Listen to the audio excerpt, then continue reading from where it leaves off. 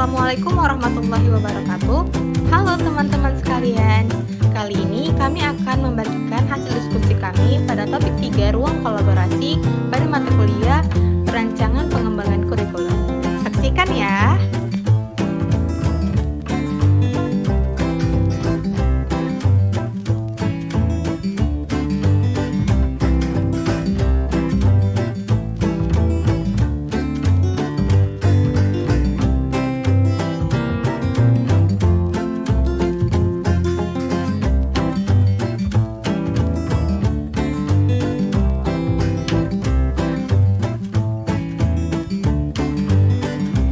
Artikel pertama ditulis oleh Fatkur Rahman dengan judul Pemahaman Konsep Matematika Peserta Didik dalam Menyelesaikan Masalah Bangun Datar.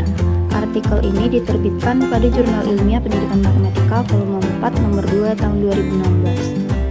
Ringkasan dari artikel ini ialah pemahaman konsep matematika sangat penting bagi peserta didik karena dasar pengetahuan yang menjadi tujuan dari belajar matematika awal dalam menilai atau mendeskripsikan pemahaman peserta didik tidak dinilai dari benar atau salah jawabannya, tetapi lebih penting mengetahui alasan peserta didik dalam memberikan respon atau jawaban dari masalah yang diberikan.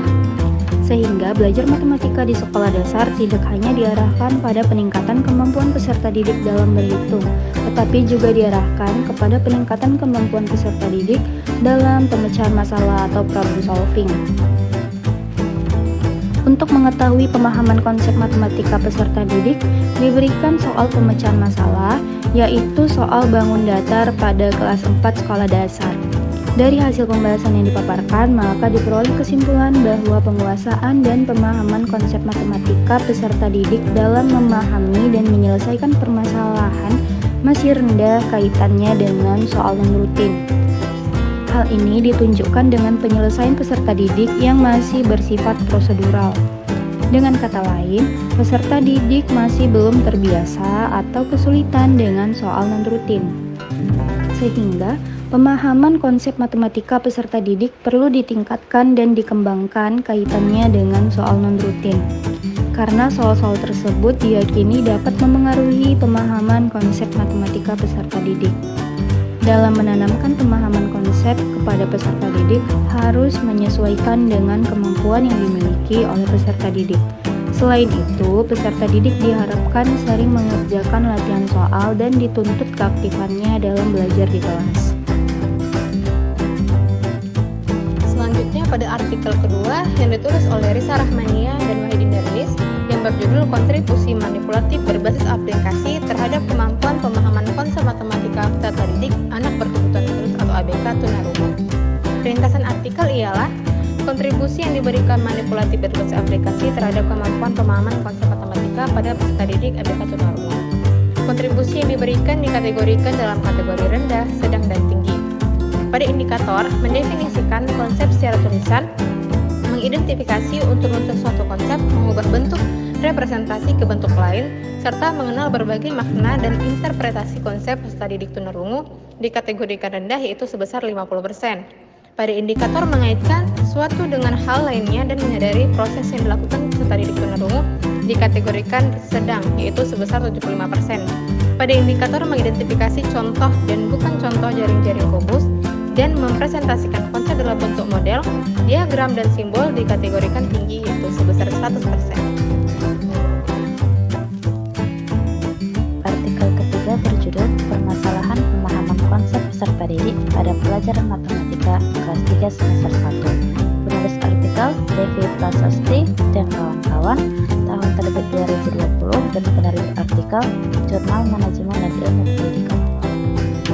Ringkasan artikel: pendidikan matematika di sekolah dasar merupakan awal mula dari seorang anak untuk mendalami kemampuannya dalam memahami konsep-konsep di dalam matematika, dan pengetahuannya yang didapat akan sangat mempengaruhi pada jenjang pendidikan selanjutnya. Peserta didik dalam menyelesaikan soal perbandingan ada beberapa kesalahan konsep, yaitu dalam menyajikan bentuk perbandingan. Kesalahan prinsip yang dilakukan yaitu salah dalam menggunakan prinsip penyederhanaan perbandingan. Sedangkan kesalahan operasi yang dilakukan yaitu dalam menghitung hasil penyederhanaan perbandingan. Faktor penyebabnya antara lain kurangnya pemahaman peserta didik terhadap materi, tidak teliti teliti dalam mengerjakan soal, serta kurangnya minat peserta didik dalam belajar matematika, sehingga hal ini akan berpengaruh terhadap hasil belajar mereka. Hal inilah yang harus menjadi perhatian utama guru dalam mengajar matematika agar peserta didik termotivasi untuk belajar matematika. Selanjutnya artikel keempat, identitas artikel.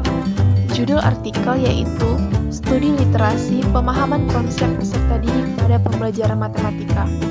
Penulis artikel Radi Usman, tahun terbit Juni 2020. Penerbit artikel Jurnal Pendidikan Matematika dan Matematika. Berikut ringkasan artikelnya.